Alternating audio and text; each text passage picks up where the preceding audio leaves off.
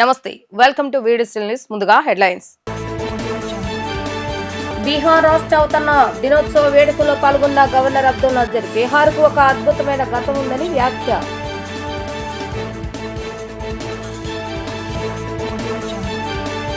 ఆర్థిక శాఖపై ముఖ్యమంత్రి నారా చంద్రబాబు నాయుడు సమీక్ష. కేంద్రం నుంచి రావాల్సిన నిధుల్ని రాబట్టాలని అధికారులకు ఆదేశం.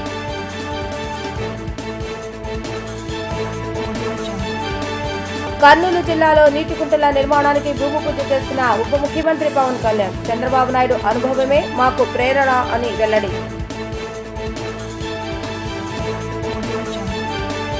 బీహార్కు ఒక అద్భుతమైన గతం ఉందని ఆంధ్రప్రదేశ్ గవర్నర్ శ్రీ ఎస్ అబ్దుల్ నజీర్ వ్యాఖ్యానించారు. హిందూ మతం, బౌద్ధ మతం, జైన మతం, సిక్కు మతం, సూఫీ మత అనుచరులకు ఈ రాష్ట్రం చరిత్ర, ఆధ్యాత్మిక ప్రాముఖ్యతతో నిండిన ప్రదేశమని చెప్పారు. వాల్మీకి, గౌతమి బుద్ధుడు, లార్డ్ మహావీరుడు వంటి ఆధ్యాత్మిక నాయకులకు నిలయంగా నిలిచిందని అన్నారు. ఏక్ భారత్ శ్రేష్ఠ భారత్ కార్యక్రమం కింద రాజ్భవన్ లోని దర్బార్ హాల్లో జరిగిన బీహార్ రాష్ట్ర అవతరణ దినోత్సవ వేడుకలకు ఆంధ్రప్రదేశ్ గవర్నర్ శ్రీ ఎస్ అబ్దుల్ నజీర్ ముఖ్య అతిథిగా హాజరయ్యారు. ఈ సందర్భంగా గవర్నర్ శ్రీ అబ్దుల్ నజీర్ మాట్లాడుతూ బీహార్కు ఒక అద్భుతమైన గతం ఉందని, హిందూ మతం, బౌద్ధ మతం, జైన మతం, సిక్కు మతం, సూఫీ మత అనుచరులకు ఈ రాష్ట్రం చరిత్ర మరియు ఆధ్యాత్మిక ప్రాముఖ్యతతో నిన్న ప్రదేశమని, వాల్మీకి, గౌతమి బుద్ధుడు, లార్డ్ మహావీరుడు, శ్రీ గురు గోవింద్ సింగ్ జీ మహారాజ్ వంటి ఆధ్యాత్మిక నాయకులకు నిలయంగా నిలిచిందని అన్నారు. ఏక్ భారత్ శ్రేష్ఠ భారత్ కార్యక్రమం వివిధ రాష్ట్రాలు మరియు కేంద్రపాలిత ప్రాంతాల సంస్కృతి, సంప్రదాయాల, అభ్యాసాల జ్ఞానాన్ని పంచుకోవటానికి, ఏకత్వం అనే భావన ద్వారా భారతదేశ ఐక్యత మరియు సమగ్రతను బలోపేతం చేయడానికి వీలు కల్పిస్తుందని గవర్నర్ అన్నారు. బీహార్ గవర్నర్ ఆరిఫ్ మహమ్మద్ ఖాన్ వీడియో సందేశంతో కార్యక్రమం ప్రారంభమైంది. తర్వాత విజయవాడ చుట్టుపక్కల విద్యా సంస్థలు చదువుతున్న రాష్ట్ర విద్యార్థులు బీహార్ యొక్క మధురమైన పాటలు, వేణువు మరియు జానపద నృత్య ప్రదర్శనను ప్రదర్శించారు. I extend my warm greetings and hearty felicitations to the people of Bihar on the occasion of Bihar Day, celebrated on 22nd March every year, commemorating the state's formation after its separation from the Bengal province in 1912. Most of my speech may be a repetition because right from the Honorable Governor of Bihar till Mr. Jha, all of you have said about Bihar. It may look like repetition, but I can't help. Bihar had a glorious past, and the state is a place full of history and spiritual significance. Located in the eastern part of Bihar, Bihar is known as the land of monasteries, and it is a home to many historic landmarks that make the state worth visiting. Two of India's most glorious dynasties, Mauryas and Guptas, flourished in the ancient Bihar region, which was then known as Magad. The great king Ashoka of Mauryan dynasty, whose empire spread across South Asia, hailed from Bihar. He had his capital in Pataliputra, that is present-day Patna. The Gupta period is termed as India's golden age.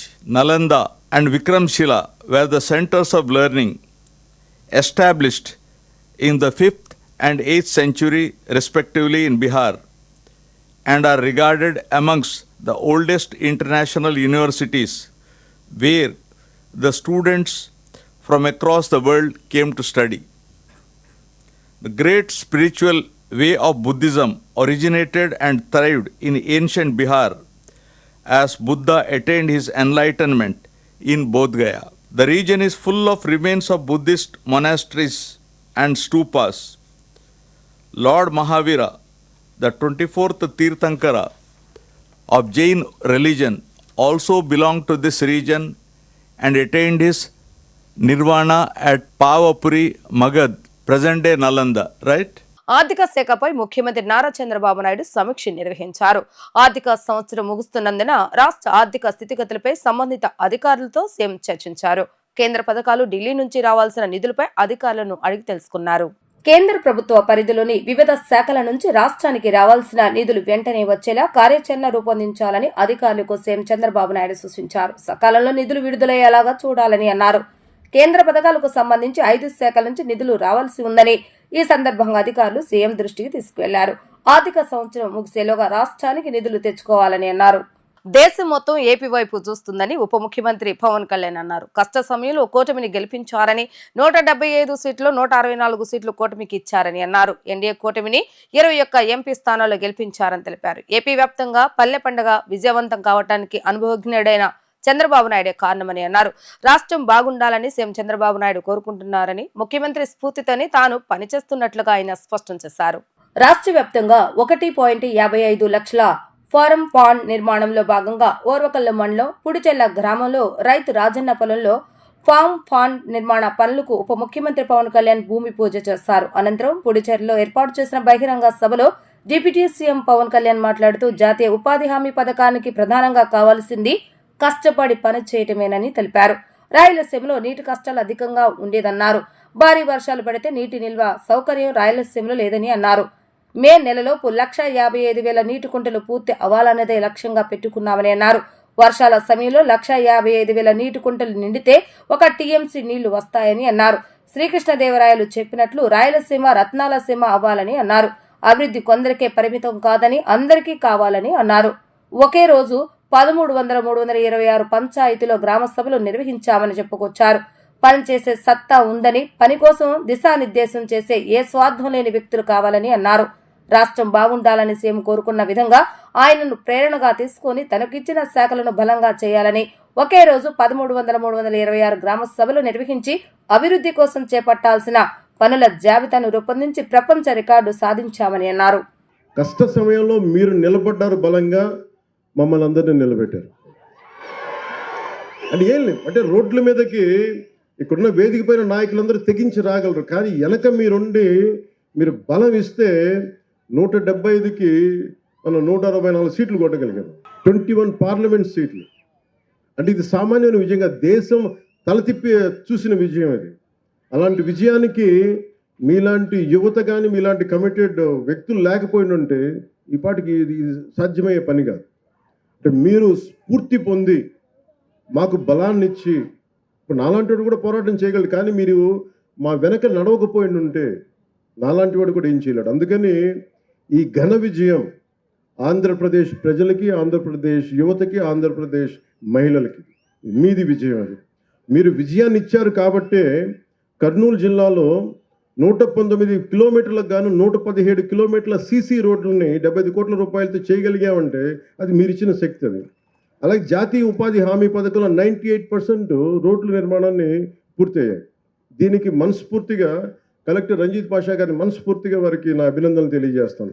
మిమ్మల్ని స్ఫూర్తిగా తీసుకొని అందరూ పనిచేయాలి అనేది నేను నా విజ్ఞాపన అందరికీ. ఇవన్నీ కూడా మన పల్లెపుండ కార్యక్రమంలో గ్రామ పంచాయతీలు మీరు చూడండి, ఫస్ట్ టైం గ్రామ పంచాయతీలకు ఇప్పుడు దాకా 100-300 లెస్ దెన్ చాలా తక్కువ డబ్బులు ఇచ్చేవాడు. మనం వచ్చిన తర్వాత గౌరవ ముఖ్యమంత్రి శ్రీ నారా చంద్రబాబు గారి నాయకత్వంలో ఎన్డీఏ కూటమి ప్రభుత్వం ఏర్పడ్డాక జాతీయ ఉపాధి హామీ పథకం కావచ్చు, పంచాయతీరాజ్ వ్యవస్థ కావచ్చు, పటిష్టం చేయడానికి ఆయన నాయకత్వానికి మనస్ఫూర్తిగా అభినందనలు తెలియజేసుకుంటూ, కృతజ్ఞతలు తెలియజేసుకుంటూ నారా చంద్రబాబు నాయుడు గారికి. మనకి రాయలసీమ నేల నీటికి చాలా ఇబ్బంది పడేది. వస్తే భారీ వర్షం వస్తే, కానీ నిల్వ చేసుకునే సౌకర్యం లేదు మనకి. ఈ నిల్వ చేసుకునే సౌకర్యం మీరు ఊహించండి, 1,55,000 నీటి కుంటలు, 1,55,000 నీటి కుంటలు కానీ మనం ఈ రోజున మన టార్గెట్, మనం ఇది ఒకటే టార్గెట్ పెట్టాను. నేను మే నెల లోపు అయిపోవాలని చెప్పి నేను శశిభూషణ్ గారికి కానీ మన కృష్ణతేజ గారికి అని చెప్పిన, మే లోపు అయిపోవాలి, ఎందుకంటే వర్షాలు రాగానే నీటి కుంటలు నిండాలి. అంటే 1,55,000 పాండ్లు కనుక నీటి కుంటలు కనుక నిండితే మనకి ప్రకాశం బ్యారేజ్లో 3 టీఎంసీలు నీళ్లు. అలాంటిది మనకి 1,55,000 పాండ్లు నీటి కుంటలు కనుక నిండితే 1 టీఎంసీ వచ్చేస్తుంది. అందుకని మనకి పెద్ద ప్రాజెక్టులు వచ్చే వరకు నా నమ్మకం ఏంటంటే, కృష్ణదేవరాయలు గారు ఇక్కడ ఎప్పుడు మన తటాకాల మీద వ్యవసాయం చేసిన పద్ధతి, మనం ఏం కొత్తగా చేయట్లా. మర్చిపోయిన దాన్ని కృష్ణదేవరాయలు గారు చేసింది. మన అంటే ఇది రాయలసీమ కాదు, ఇది రత్నాల సీమ. అలాంటి రత్నాల సీమ రావాలి, మళ్ళీ రత్నాలు ఇక్కడ అంటే అంత బలంగా ఉండాలి. ఇక్కడ అభివృద్ధి కొందరికే కాదు, అందరికీ కావాలి. ఇది రాష్ట్రం బాగుండాలని గౌరవ ముఖ్యమంత్రి చంద్రబాబు నాయుడు గారు ఎలా కోరుకుంటారో, నేను కూడా వారి అనుభవాన్ని మనం ప్రేరణగా తీసుకొని నేను కూడా దాన్ని నేను తీసుకున్న ఈ శాఖల్ని చాలా బలంగా చేయాలనే ఒకటే రోజున 13,326 గ్రామ పంచాయతీలు గ్రామ సభలు నిర్వహించి అభివృద్ధి కోసం చేపట్టాల్సిన పనుల జాబితాను రూపొందించడం ద్వారా మనం ఈ ప్రపంచాన్ని మన ఒక గొప్ప బలమైన సందేశం ఇచ్చింది. ప్రపంచ రికార్డు కావచ్చు, ఇంకోటి ఏదైనా కావచ్చు. అలాగే గన్నవరం గవర్నమెంట్ పాలిటెక్నికల్ కాలేజీలో 42 మంది ఉద్యోగాలు సాధించడం ఆనందంగా ఉందని గన్నవరం శాసనసభ్యులు యార్లగడ్డ వెంకట్రావు అన్నారు. ట్రిపుల్ ఈ మెకానికల్లో 29 మంది 13 మంది మెకానికల్ బ్యాక్గ్రౌండ్ లో ఉద్యోగాలు సాధించడం జరిగిందని అన్నారు. లాస్ట్ ఇయర్ 70% విద్యార్థులు మాత్రమే ఉద్యోగాలు సాధించిన పరిస్థితి ఉందని ఆయన వెల్లడించారు. గన్నవరంలో ప్రభుత్వ పాలిటెక్నిక్ కళాశాలలో ఉద్యోగ విజయోత్సవ వార్షికోత్సవ కార్యక్రమాలు ప్రిన్సిపల్ వివి కృష్ణమోహన్ ఆధ్వర్యంలో ఘనంగా నిర్వహించారు. ఈ కార్యక్రమానికి ముఖ్య అతిథిగా ప్రభుత్వ విప్ గన్నవరం శాసనసభ్యులు యార్లగడ్డ వెంకట్రావు ముఖ్య అతిథిగా పాల్గొన్నారు. అనంతరం వివిధ కంపెనీలలో ఉద్యోగాలు సాధించిన 42 మంది విద్యార్థులకు నియామక పత్రాలను అందజేశారు. ఈ కార్యక్రమంలో విద్యార్థుల యొక్క తల్లిదండ్రులు, ప్రభుత్వ పాలిటెక్నికల్ కళాశాల సిబ్బంది పాల్గొన్నారు. ఈ సందర్భంగా ప్రభుత్వ విప్ గన్నవరం శాసనసభ్యులు యార్లగడ్డ వెంకట్రావు మాట్లాడుతూ ఈ సంవత్సరం 100% స్టూడెంట్స్ ఉద్యోగాలు సాధించడం జరిగిందని అన్నారు. కొంతమంది విద్యార్థులకు 3-4 కంపెనీల నుంచి ఆఫర్ లెటర్స్ వచ్చిన పరిస్థితి ఉందని తెలిపారు. రాబోయే కాలంలో వచ్చే విద్యా సంవత్సరంలో మరిన్ని పెద్ద కంపెనీలు కూడా ఈ క్యాంపస్ కు వస్తాయని స్పష్టం చేశారు. గన్నవరం నియోజకవర్గంలో నిరుద్యోగ యువతకు ఉద్యోగ అవకాశాలు కల్పించే లక్ష్యంగా పనిచేస్తానని ఆయన హామీ ఇచ్చారు. దానిలోని భాగంగా 3 రోజుల క్రితం మల్లవల్లి ఇండస్ట్రియల్ ఏరియాలో అశోక్ లేలాండ్ కంపెనీ మంత్రి నారా లోకేష్ ప్రారంభించడం జరిగిందని తెలియజేశారు. ఈ 5 సంవత్సరాల పదవీ కాలంలో 15,000 మంది నిరుద్యోగులకు ఉద్యోగ అవకాశాలు కల్పిస్తాను. లేని పక్షంలో నియోజకవర్గంలో ఓటు అడగనని వెల్లడించారు. ఇప్పటికే దాదాపు నియోజకవర్గంలో 7,000 మందికి నిరుద్యోగులకు ఉద్యోగ అవకాశాలు కల్పించామని, మల్లవల్లి ఇండస్ట్రియల్ ఏరియాలో రాబోయే రోజుల్లో ఇంకో 479 ఎకరాల అసైన్ ల్యాండ్ ను ఇండస్ట్రియల్ ఏరియాకు కేటాయించబోతున్నామని అన్నారు. 180 కంపెనీలు మన నియోజకవర్గానికి రావడానికి సిద్ధంగా ఉన్నాయని, రాబోయే రోజుల్లో మల్లవల్లి ఇండస్ట్రియల్ ఏరియానే ఈ ప్రభుత్వ పాలిటెక్నిక్ కళాశాల విద్యార్థులందరికీ ఉపాధి అవకాశాలు కల్పిస్తుందని బలంగా నమ్ముతున్నానని అన్నారు. 100% ఉద్యోగాలు సాధించిన ఈ ప్రభుత్వ పాలిటెక్నిక్ కళాశాల విద్యార్థులు భావితరాలకు ఆదర్శదాయకంగా నిలవాలని ఆయన పిలుపునిచ్చారు. ఈరోజు గవర్నమెంట్ పాలిటెక్నిక్ కాలేజ్ గన్నవరంలో 42 మంది విద్యార్థులు ట్రిపుల్ ఈ మెకానికల్లో, 29 మంది ట్రిపుల్ ఈలో, 13 మంది మెకానికల్ బ్యాక్గ్రౌండ్లో గ్రాడ్యుయేట్ అవడం జరిగింది.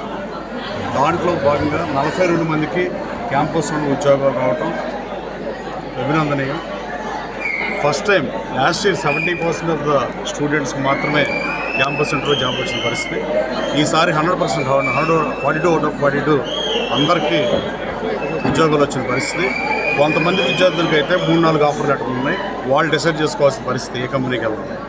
రాబోయే కాలంలో ఈ 42/42 ఇప్పుడు రావడం వల్ల వచ్చే విద్యా సంవత్సరం నుంచి మరిన్ని పెద్ద కంపెనీలు కూడా ఈ క్యాంపస్కి వస్తాయని బలంగా నమ్ముతున్నా. గన్నవరం నియోజకవర్గంలో నిరుద్యోగ యువతకు ఉపాధి అవకాశాల లక్ష్యంగా పనిచేస్తున్నారు. దాంట్లో భాగంగానే మల్లవల్లిలో 3 రోజుల క్రితం అశోక్ లేలాండ్ ఓపెనింగ్ జరిగింది. అశోక్ లేలాండ్ మేనేజ్మెంట్ కానీ, ధీరజ్ గారు కానీ, అలాగే లోకేష్ బాబు చేతుల మీదుగా ఓపెనింగ్ జరిగింది. మీకు తెలిసిన విషయం. నిరుద్యోగ యువతకు ఉపాధి అవకాశాల లక్ష్యంగా పనిచేస్తా 15,000 మందికి నిరుద్యోగ యువతకు ఉపాధి అవకాశాలు కల్పించకపోతే 5 సంవత్సరాల పదవీ కాలంలో మళ్ళీ వచ్చే ఎన్నికల్లో ఓటు అడగనని చెప్పాను. దాదాపు ఇప్పటికి 7,000 మందికి ఉద్యోగాలు వచ్చిన పరిస్థితి నేను చూస్తూ ఉంటే, మొన్న చంద్రబాబు నాయుడు గారు నేను మల్లవల్లిలో ఇండస్ట్రియల్ కారిడార్ని డెవలప్ చేయడానికి కానీ, వీరపనేనిగూడెంలో ఆ స్ట్రెచ్ చిన్నదవటం వల్ల 50 ఎకరాలు మాత్రం అందుబాటులో ఉంది. మల్లవల్లిలో ఇంకో 479 ఎకరాలు రాబోయే కాలంలో అసైన్మెంట్ ఎక్వైర్ చేయబోతున్నాం. 180 కంపెనీలు క్యూలో ఉన్నాయి.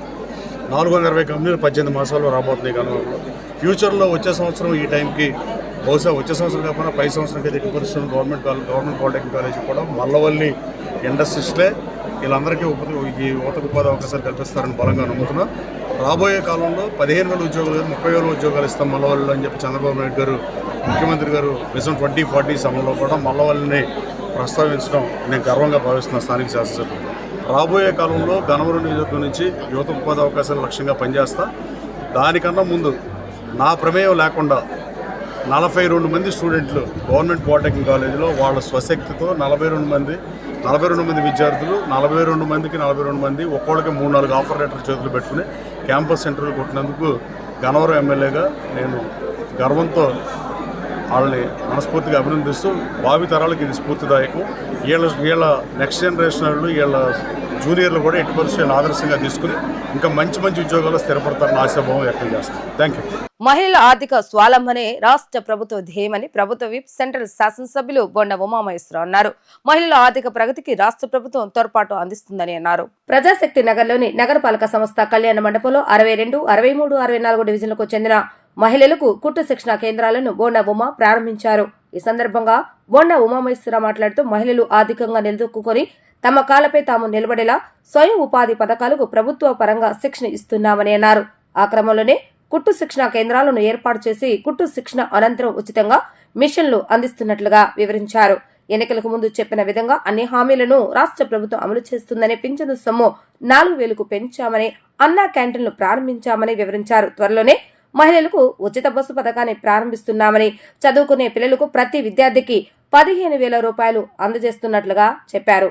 పేదల సంక్షేమమే ధ్యేయంగా ప్రభుత్వం పనిచేస్తుందని వివరించారు. స్వయం ఉపాధి పథకాలను మహిళలు ఉపయోగించుకొని ఆర్థికంగా పుర అభివృద్ధి సాధించాలని ఆయన కోరారు. మహిళల ఆర్థిక పురోగతి కొరకు మహిళలకి వాళ్ళ కాళ్ళ మీద వాళ్ళు నిలబడి మరి సొంతగా ఎంతో కొంత సంపాదించుకునే విధంగా ప్రభుత్వం అనేక కార్యక్రమాలు తీసుకొస్తూ ఉంది. డ్వాక్రా పొదుపు సంఘాల ద్వారా వాళ్ళకి పొదుపు కార్యక్రమం తీసుకున్నాం. అలాగే కుట్టు మిషన్ శిక్షణా కేంద్రాలు పెట్టి ఎక్కడికక్కడ మహిళలకి కుట్టు మిషన్ శిక్షణ ఇప్పిస్తున్నాం.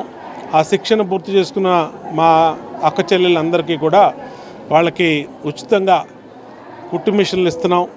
అట్లాగే స్కిల్ డెవలప్మెంట్లో కంప్యూటర్ శిక్షణ ఇప్పిస్తూ ఉన్నాం. అన్ని రకాలుగా మహిళల ఆర్థిక ప్రగతి కోసం, ఆర్థిక స్వావలంబన కోసం ఈ ప్రభుత్వం చిత్తశుద్ధితో మహిళలకు అనేకమైన పథకాలు తీసుకొచ్చాం. మహిళల కోసం అన్ని రకాలుగా కూడా ఈ ప్రభుత్వం ప్రోత్సాహం తీసుకొస్తూ ఉన్నాం. తెలుగుదేశం పార్టీ ఎన్నికల ముందు చెప్పాం, తెలుగుదేశం పార్టీ అధికారంలో రాగానే 3,000 ఇచ్చే పింఛన్ని 4,000 పెంచుతామని చెప్పాం. ఇచ్చిన మాట ప్రకారం 3,000 పింఛన్ని 4,000 రూపాయలు పెంచాం. అలాగే గ్యాస్ బండ్లు 3 గ్యాస్ బండ్లు ఇస్తామని చెప్పాం, 3 గ్యాస్ బండ్లు ఇస్తా ఉన్నాం. అన్నా క్యాంటీన్లు తెరుస్తామని చెప్పాం, అన్నా క్యాంటీన్లు ఓపెన్ చేసాం. అంతేకాకుండా పిల్లలకి, చదువుకునే పిల్లలకి అమ్మఒడి గత ప్రభుత్వంలో ఒక్క తల్లికి ఉన్నటువంటి 2 పిల్లల్లో ఒక పిల్లకే ఇచ్చి మరి మోసం చేశారు. దాన్ని కూడా ఇప్పుడు 2 పిల్లలు ఉంటే ఇద్దరికి చెరో 15,000 రూపాయలు, 30,000 రూపాయలు మే నెల నుంచి వచ్చే నెల నుంచే ఇవ్వబోతూ ఉన్నాం. అలాగే తల్లికి వందనం పేరుతో ప్రతి అక్క చెల్లెమ్మకు కూడా 18,000 రూపాయలు డబ్బులు ఇవ్వబోతూ ఉన్నాం. అలాగే మహిళలకు ఉచితంగా బస్సు ప్రయాణం కూడా త్వరలోనే ఏర్పాటు చేయబోతా ఉన్నాం. అంటే అనేక ఆర్థిక ఇబ్బందులు, సమస్యలు, ఇబ్బందులు ఉన్న ఈ రాష్ట్రంలో పేద, బడుగు, బలహీన వర్గాలు మహిళల కోసం ఈ ప్రభుత్వం వాళ్ళ అభివృద్ధి కోసం, వాళ్ళ ఆర్థిక అభివృద్ధి కోసం కట్టుబడి ఉంది. బీసీ కార్పొరేషన్ ద్వారా, ఎస్సీ కార్పొరేషన్, మైనార్టీ, కాపు, బ్రాహ్మణ కార్పొరేషన్ ద్వారా మళ్ళీ లోన్లు కూడా ఇవ్వడానికి ప్రభుత్వం ఆమోదం తెలిపింది. వాటిని కూడా మన బడ్జెట్లో నిధులు పెట్టారు. వాటిని కూడా త్వరలోనే బీసీ, ఎస్సీ, మైనార్టీ, బ్రాహ్మణ, కార్పొరేషన్ ద్వారా ఆ సామాజిక వర్గాలకి ఆర్థికంగా మరి నిధులు, ఆర్థికంగా లోన్లు ఇచ్చి ఆదుకుంటామని తెలియజేస్తూ ఈ ప్రభుత్వం చిత్తశుద్ధితో పేదల సంక్షేమం కోసం కట్టుబడి ఉందని తెలియజేస్తాం. నగర ప్రజలపై ఎటువంటి భారాలు మోపకుండా 2025-26 వార్షిక బడ్జెట్ ప్రవేశపెట్టామని నగర మేయర్ రాయన భాగ్యలక్ష్మి తెలిపారు. 2025-26 సంవత్సరానికి 1,454.58 కోట్లతో బడ్జెట్ ను ప్రవేశపెట్టామని ఆమె తెలిపారు. 204.59 కోట్లు మిగులు ఆదాయం ఉందని అన్నారు. బడ్జెట్ ప్రసంగానికి అధికారులు ఇచ్చిన లెక్కల్లో తేడా ఉందని, ఆ అంచనాలలో తేడాపై సభ్యుల కౌన్సిల్లో అధికారులను ప్రశ్నించారన్నారు. నగరపాలక సంస్థ కౌన్సిల్ బడ్జెట్ సమావేశం కౌన్సిల్ హాల్లో జరిగింది. సమావేశంలో 2025-2026 వార్షిక బడ్జెట్ ను ఆమోదించారు. అనంతరం మేయర్ రాయన భాగ్యలక్ష్మి మాట్లాడుతూ అన్ని వర్గాల వారితో సంప్రదింపులు జరిగాకే బడ్జెట్ రూపొందించి ప్రవేశపెట్టామని అన్నారు. నగర అభివృద్ధి కోసం కేంద్రం ఇస్తున్నామన్న 100 కోట్లకు కమిటీ వేస్తామని అన్నారు. ఏం అభివృద్ధి చేయాలన్న దానిపై చర్చిస్తామని అన్నారు. బుడమేరు డెవలప్మెంట్ కోసం 150 కోట్లు కేంద్రం ఇచ్చి డెవలప్మెంట్ చేస్తే మంచిదే, కానీ ఏ మేరకు అమలవుతుందో చూడాలని చెప్పారు. బడ్జెట్ ప్రజలకు ఆమోదకరంగా రూపొందించామని ఆమె వివరించారు. విజయవాడ నగరపాలక సంస్థ బడ్జెట్ని ప్రవేశపెట్టడం జరుగుతుంది. ఈరోజు జరిగింది. 2024-25 గాను మనకి టోటల్గా 1123.91 కోట్లు మన గత సంవత్సర కాలం మనం క్యాపిటల్ ఆదాయం కానీ అలాగే రెవెన్యూ ఆదాయం కానీ డిపాజిట్లు కానీ మొత్తం కలిపి మనకి 1123.91 కోట్లకు గాను ఏ అభివృద్ధి పనులు చేశామో ఆ అభివృద్ధి పనులతో సహా ప్రతి ఒక్కటి మనం తెలియజేయడం జరిగింది. అలాగే 2025-26 ఆర్థిక సంవత్సరానికి గాను మనకి క్యాపిటల్ అలాగే రెవెన్యూ ఆదాయ వివరములు మనకి 1262.47 కోట్లుగా మనం నిర్ణయించడం జరిగింది. అలాగే మనకి 349.36 కోట్లుగా మనకి డిపాజిట్లు మనకి రావడం జరిగింది. అలాగే 47.4 కోట్లు మొత్తం కలిపి మనకి 1659.15 కోట్లకు గాను రెవెన్యూ మరియు క్యాపిటల్ వ్యయములు, లోన్లు, డిపాజిట్లు, చెల్లింపులతో కలిపి మనకి 1454.56 కోట్లుగా మనకి ఏదైతే మన బడ్జెట్ ఉందో బడ్జెట్ మనం తెలియచేయటం జరిగింది. ఇది ఏ దానికి ఎంతెంత మనం బడ్జెట్ వినియోగిస్తామో అన్నది కూడా మనకి బడ్జెట్ బుక్లో మనం తెలియజేసాం. అలాగే మనకి మిగులు ఆదాయం ఈ సంవత్సర కాలంలో మనకి మిగులు ఆదాయం ఏమైనా ఉందంటే 204.59 కోట్లు మనకి మిగులు ఆదాయం కార్పొరేషన్కి ఉండడం జరిగింది. ఈరోజు బడ్జెట్ ప్రవేశపెట్టిన తర్వాత మన గౌరవ సభ్యులందరూ ఈ బడ్జెట్ మీద ఎన్నో క్వశ్చన్లు వాళ్ళ ఎన్నో అనుమానాలు రేస్ చేయటం జరిగింది. అలాగే ప్రజల మీద ఎలాంటి పన్నుల భారము పడకుండా అన్ని రకాలుగా కులంకుశంగా అన్ని వర్గాల వారితో సంప్రదింపులు జరిపి బడ్జెట్ని ప్రవేశపెట్టడం జరిగింది. ఈరోజు గౌరవ సభ్యులు కొన్ని వాళ్ళకి ఉన్న ఏవైతే ఈ బడ్జెట్ బుక్లో పొందుపరిచినారో అధికారులు దాని మీద కొన్ని వాళ్ళకి అనుమానాలు ప్రతి ఒక్కటి రేస్ చేయడం జరిగింది. ఇక్కడ మనకి 100 కోట్లు మనకి టౌన్ ప్లానింగ్ ద్వారా 100 కోట్లు అర్బన్ రీఫార్మ్ నిధులు GOY ద్వారా 100 కోట్లు రావటం జరుగుతుందని మనకి బడ్జెట్లో పొందుపరచడం జరిగింది. అది గౌరవ సభ్యులందరూ రేస్ చేయడం జరిగింది. ఇది ఏదైతే మన సిటీ డెవలప్మెంట్ కోసం కేంద్ర ప్రభుత్వం మనకి ఇస్తాము అని చెప్తున్న ఈ 100 కోట్ల నిధులు మనం ఒక కమిటీగా ఏర్పడి ఆ కమిటీ ద్వారా మనం ఏ రకంగా విజయవాడ నగరాన్ని మనం సుందరీకరిస్తాము అన్నది మనం ఒక కమిటీ ఏర్పాటు చేసుకొని ఆ కమిటీ ద్వారా మన విజయవాడకి సంబంధించి ఏమేమి కావాలో ఆ వివరాలు తెలియజేస్తే ఆ తర్వాత ఈ 100 కోట్ల నిధులు అన్నది మనకి సెంట్రల్ గవర్నమెంట్ పంపిస్తుంది అని చెప్పి సిపి గారు తెలియచేయడం జరిగింది. అలాగే ఏదైతే మనకి 150 కోట్లు బుడమేరు డెవలప్మెంట్కి కూడా మనకి వస్తుందని చెప్పి ఇందులో పొందుపరచడం జరిగింది. అది ఏ రూపైనా వస్తుంది, ఏ రకంగా వస్తుంది, ఎక్కడ ఈ 150 కోట్లు అన్నది బుడమేరుకి వస్తుంది అని చెప్పి ఇందులో బడ్జెట్లో పొందుపరిచారో అది కూడా మనకి అధికారులకి క్వశ్చన్ చేయడం జరిగింది. దానికి కూడా మనకి అధికారులు తెలియచేయడం జరిగింది. గౌరవ కమిషనర్ గారు తెలియజేయడం జరిగింది. ఏదైతే 4,000 కోట్ల సుమారు 4,000 కోట్లు మన వరదలకి కేంద్ర ప్రభుత్వం ఇస్తాను అందులోన సుమారు మన విజయవాడ నగరానికి 150 కోట్ల వరకు రావచ్చు అనే అంచనాలతో గౌరవ కమిషనర్ గారు ఈ 150 కోట్లు అన్నది ఇందులో పొందుపరచడం జరిగింది. ఈ బుడమేరు డెవలప్మెంట్కి ఈ 150 కోట్లు అన్నది నిజంగా సెంట్రల్ గవర్నమెంట్ నుంచి తీసుకువచ్చి బుడమేరుని డెవలప్ చేస్తే మంచిదే, అందరం ఆనందిస్తాము. ఇది ఎంతవరకు జరిగిద్దో నెక్స్ట్ బడ్జెట్ కల్లా మనకి వాళ్ళు సెంట్రల్ గవర్నమెంట్ ఎంత ఇస్తుంది, రాష్ట్ర గవర్నమెంట్ ఎట్లా తీసుకువస్తుంది, ఎట్లాగా బుడమేరుని వాళ్ళు డెవలప్ చేస్తారన్నది మనం తర్వాత చూడొచ్చు.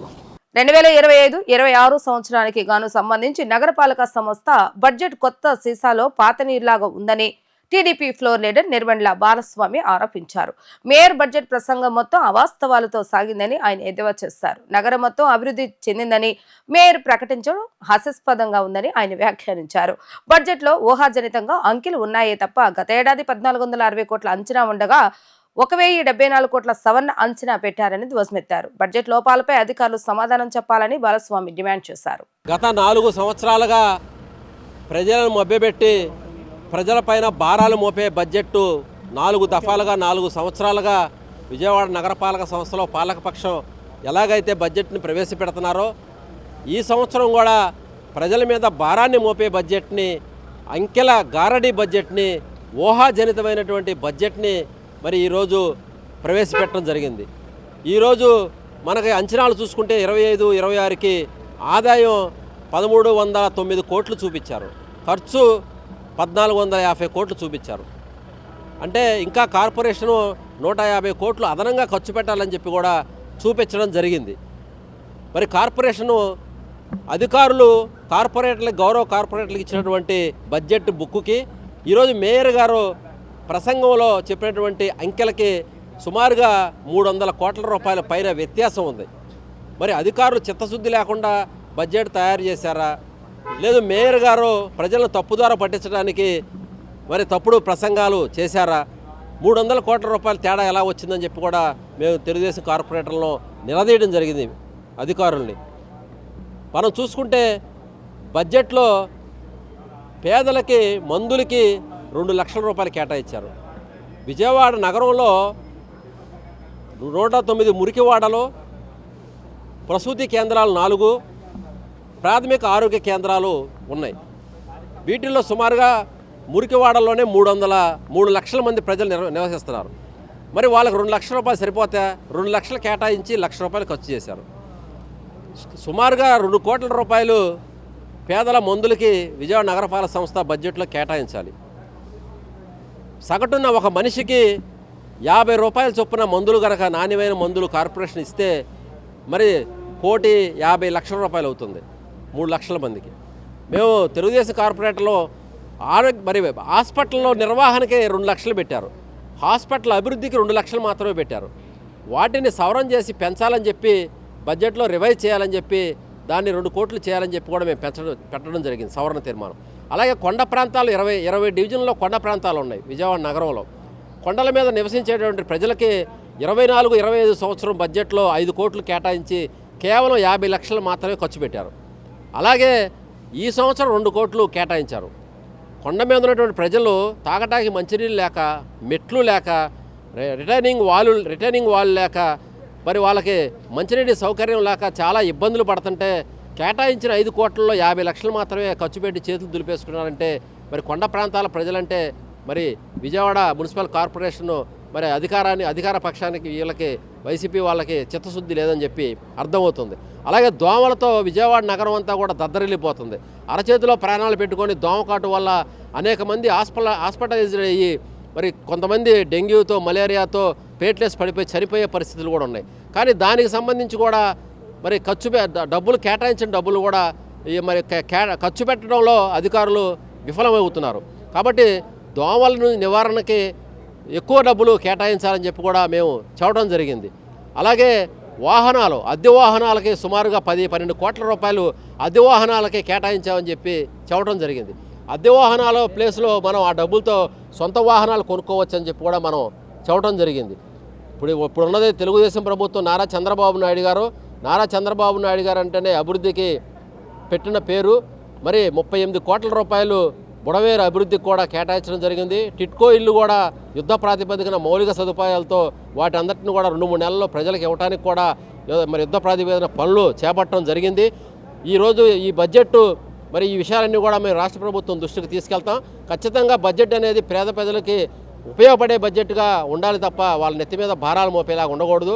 వైసీపీ హయాంలో నగరపాలక సంస్థలో 4వ బడ్జెట్ ప్రవేశపెడుతున్నారని, కానీ ప్రజల సమస్యల పరిష్కారం కావటం లేదని సిపిఎం కార్పొరేటర్ బోయి సత్యబాబు ధ్వజమెత్తడం జరిగింది. పన్నుల భారంతో ప్రజలు ఇబ్బంది పడుతున్నారని ఆయన ఆవేదన వ్యక్తం చేశారు. నగరపాలక సంస్థకు కేంద్రం నుంచి రావాల్సిన 1000 కోట్ల రూపాయలు రాలేదని ఆయన ఆరోపించడం జరిగింది. 60 కోట్ల రూపాయలతో కార్పొరేటర్లకు ల్యాప్టాప్లు అవసరమా అంటూ ఆయన ప్రశ్నించారు. అవినీతి అక్రమాలతో నగరపాలక సంస్థ మారిపోయిందని విమర్శించడం జరిగింది.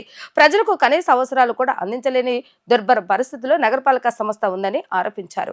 కార్పొరేషన్ అధికారులు ఇప్పటికైనా ప్రజా సమస్యల పరిష్కారానికి కృషి చేయాలని ఆయన డిమాండ్ చేశారు. ఈరోజు విజయవాడ నగరపాలక సంస్థ బడ్జెట్ సమావేశం అంకెల గారడీతోనూ అవాస్తవాలతోనూ అలాగే నగరానికి రావాల్సిన నిధులను రాబట్టే దాంట్లో వాళ్ళ వైఫల్యాల్ని కప్పిపుచ్చుకునే విధంగా ఈ బడ్జెట్ రూపొందించారు.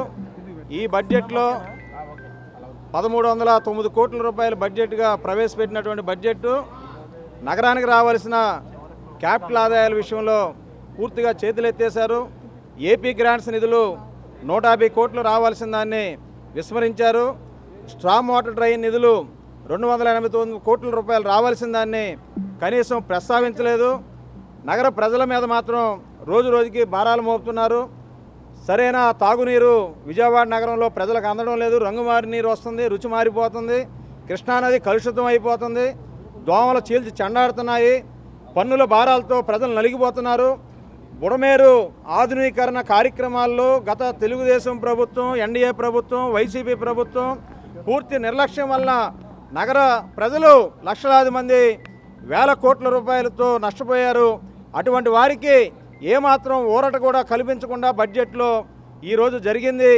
ఈ విషయంలో తెలుగుదేశం కూటమి అలాగే వైసీపీ రెండు కూడా బాధ్యత వహించాలి. ఈ విజయవాడ నగరానికి వరద ముంపు గురైనటువంటి ప్రాంతానికి కనీసం ఏడాది పాటు ఆస్తి పన్ను మినహాయింపు ఇవ్వాలని కోరాం. అలాగే వ్యాపారాలు లేక ఇబ్బందులు పడుతున్నటువంటి ప్రజల మీద పంపులు కట్ చేయండి, కలెక్షన్లు కట్ చేయండి అనే ట్యాక్సుల మీద బెదిరిస్తున్నారు. ఇదిగా చేయాల్సింది రాష్ట్ర కేంద్ర ప్రభుత్వాల నుంచి రావాల్సిన నిధులు రాబట్టేదానికి శ్రద్ధ వహించండి. మరోవైపు ఇక్కడున్న విజయవాడ రైల్వే వ్యవస్థ 44 కోట్ల రూపాయలు రెవెన్యూ ట్యాక్స్ కార్పొరేషన్ చెల్లించాలి. వాటిని రప్పించే మార్గం చేయండి అని సిపిఎం పక్షంగా సవరణ తీర్మానం ఇచ్చాం. అదేవిధంగా కార్పొరేట్లకు సంబంధించి 61 లక్షల రూపాయలతో ల్యాప్టాప్లు కొనుగోలు చేస్తారంట. ప్రజల సొమ్ముతో మరి విహారయాత్రలకి ఈరోజు మళ్ళీ బయలుదేరతారంట. అంటే ప్రజల కష్టాల్లో ఉంటే వీరు విహారయాత్రలకి బయలుదేరడం అనేది సరైనది కాదు. ల్యాప్టాప్ల కొనుగోలు ఆపాలి. కంటింజెన్స్ కాంట్రాక్ట్ కార్మికులకి నెలకు 4,000 రూపాయల జీతం ఇస్తున్నారు. వారికి పెంచండి జీతాలని సిపిఎం పక్షంగా మేము కోరాం. ఇటువంటి అనేక అంశాలని మా సవరణల ద్వారా ఈ బడ్జెట్ సమావేశంలో నగర ప్రజల తరపున మేము ప్రతిపాదించాం. కొండ ప్రాంతాల అభివృద్ధి విషయంలోనూ అలాగే మురికి వాళ్ళ అభివృద్ధి విషయంలో కూడా ఈ బడ్జెట్ కేటాయింపులు సరిగా లేవు. అన్ని తప్పులు తడకలు, అంకెల గారడీలు, అబద్ధాలతో ఈ బడ్జెట్ వచ్చింది. దీన్ని సిపిఎంగా వ్యతిరేకిస్తున్నాం. రాజధాని అమరావతి పెట్టుబడులకు స్వర్గధామంగా మారిందని ఎమ్మెల్యే గద్దె రామ్మోహన్ అన్నారు. రాష్ట్ర ప్రజలు ఎక్కువగా స్థలాలు, బంగారంపై పెట్టుబడులు పెడుతున్నారంటూ తెలిపారు. అలాంటి వారికి మ్యూచువల్ ఫండ్స్ ప్రత్యామ్నాయంగా నిలుస్తాయంటూ ఆయన పేర్కొన్నారు. Securities and exchange board of India, association of mutual funds in India సంయుక్త ఆధ్వర్యంలో నగరంలోని ఒక ప్రైవేటు హోటల్లో regional investors seminars for awareness అనే కార్యక్రమాన్ని నిర్వహించారు. ఈ కార్యక్రమానికి ముఖ్య అతిథిగా ఎమ్మెల్యే గద్దె రామ్మోహన్ హాజరయ్యారు. ఈ సందర్భంగా ఆయన మాట్లాడుతూ గతంలో వడ్డీల రూపేణా ప్రజలకు ఆదాయం సమకూరేదని, ప్రస్తుతం విలువలు సన్నగిలి డబ్బులు అప్పు ఇచ్చేందుకు వెనకాడుతున్నారని పేర్కొన్నారు. డబ్బుకు భద్రత కల్పించడంలో మ్యూచువల్ ఫండ్స్ కీలకంగా వ్యవహరిస్తాయని తెలిపారు. Association of mutual funds India chief executive Venkat Chalasani మాట్లాడుతూ ఆర్థిక మార్కెట్ సజావుగా ఎలాంటి ఒడిదొడుకులైనా ఎదుర్కొని నిలబడాలంటే ఇన్వెస్టర్ ఎడ్యుకేషన్ కీలకమని అన్నారు. దీర్ఘకాలంలో సంపద పొందేందుకు ఇన్వెస్టర్లకు అవసరమైన పరిజ్ఞానాన్ని అందించేందుకు మ్యూచువల్ ఫండ్స్ ఇన్ ఇండియా సిద్ధంగా ఉందని తెలిపారు. మ్యూచువల్ ఫండ్స్ దీర్ఘకాలిక పెట్టుబడులు భారత ఆర్థిక సంపత్తికి చోదక శక్తిగా నిలుస్తాయని అన్నారు. ప్రతి ఒక్క వ్యక్తి కూడా సంపాదించే దాంట్లో కొంత ఇన్వెస్ట్మెంట్ చేయాలని చెప్పి పూర్వీకులు చెబుతూ ఉంటారు. ఎంతో కొంత ఒక 10,000 సంపాదిస్తుంటే ఒక 1,000-2,000 రూపాయలు ఏదో ఇన్వెస్ట్మెంట్.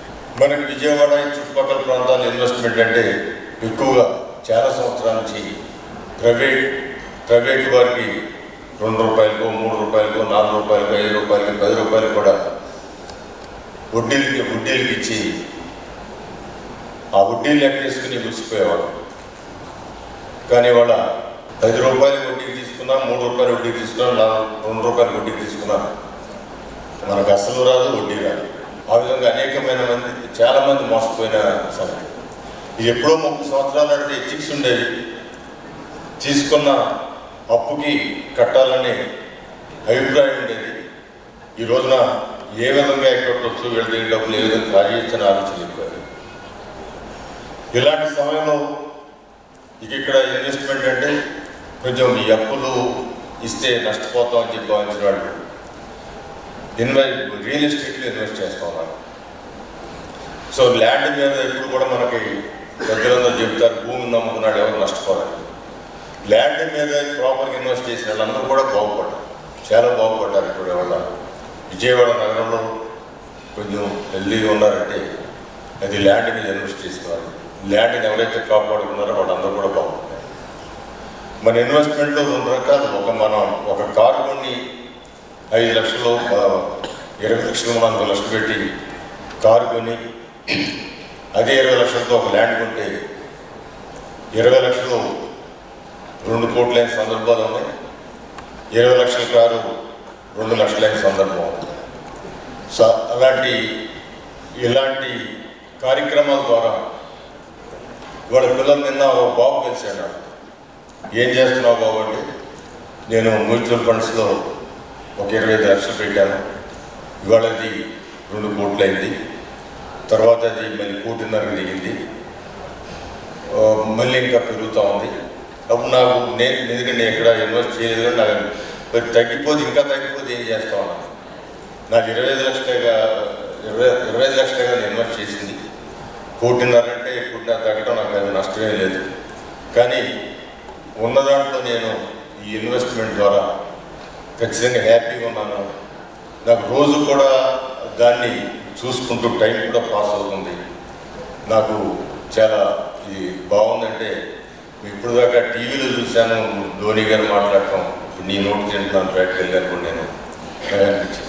సెంట్రల్ నియోజకవర్గంలోని ఆజాద్ ముస్లిం కమిటీ రాష్ట్ర కార్యాలయంలో ఆజాద్ ముస్లిం కమిటీ ఏపీ ప్రతినిధుల సహకారంతో 39వ నెల సేవా కార్యక్రమంలో భాగంగా ఆజాద్ ముస్లిం కమిటీ రాష్ట్ర అధికార ప్రతినిధి సయ్యద్ మౌలాలి ఆధ్వర్యంలో 100 మందికి రంజాన్ తోఫా కార్యక్రమాన్ని నిర్వహించడం జరిగింది.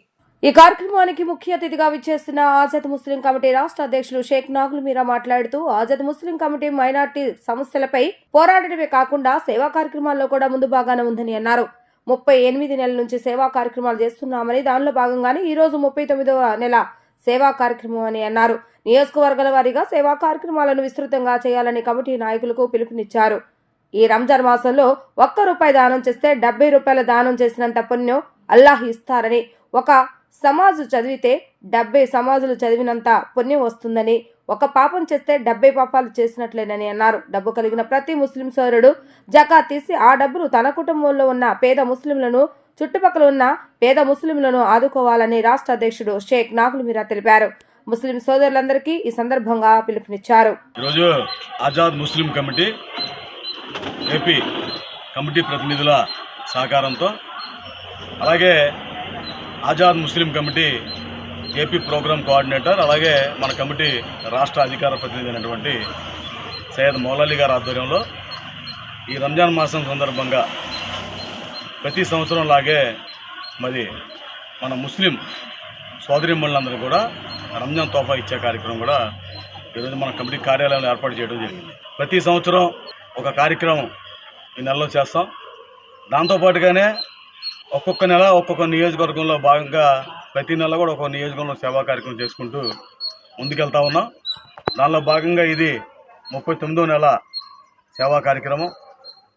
ఆజాద్ ముస్లిం కమిటీ అంటేనే ముస్లిం మైనార్టీలకి అండగా ఉండేటువంటి కమిటీ అని చెప్పి కమిటీ ప్రతినిధులుగా మేము చెప్పుకోవడం కాదు, రాష్ట్రం మొత్తం మీద కూడా మా కమిటీలు ఎక్కడెక్కడైతే ఉన్నాయో, అలాగే మా ద్వారా ఎవరైతే లబ్ధి పొంది ఉన్నారో వారందరూ కూడా, వారితో పాటుగా లబ్ధి పొందని వారు కూడా ఒక మంచి కమిటీ ఏర్పాటు చేసి ఆ కమిటీ ద్వారాగా పేద ముస్లింలని ఆదుకునే కార్యక్రమం చేస్తూ ఉన్నారు ఆజాద్ ముస్లిం కమిటీ ప్రతినిధులందరూ కూడా. ఇవి ఈ రోజు వార్తా విశేషాలు. మరో తిరిగి ప్రసారమయ్యే వార్తలు మళ్ళీ కలుద్దాం. అంతవరకు సెలవు. నమస్కారం.